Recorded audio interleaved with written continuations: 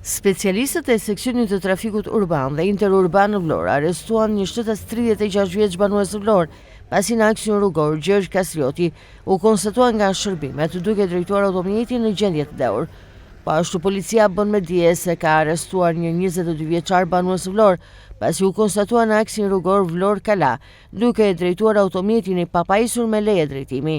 Në komunikimin zyrtar për mediat, policia e Vlorës bën me dije se specialistët për hetimin e krimeve në Komisariatin e Policisë Vlorë referuan materialet për vlerësim, pasi në datën 21 janar 2026 dyshohet se në kushte të rënduara psikologjike është vetvarur në banesën e saj një shtetase 84 vjeçe. Specialistët për hetimin e krimeve në Komisariatin e Policisë Vlorës po ashtu referuan materialet në prokurori dhe nisën procedimin penal për një shtetas 32 vjeç banues në Vlorë, pasi për motive të dobta është konfliktuar me fjalë me një 62 vjeçar banues po në Vlorë.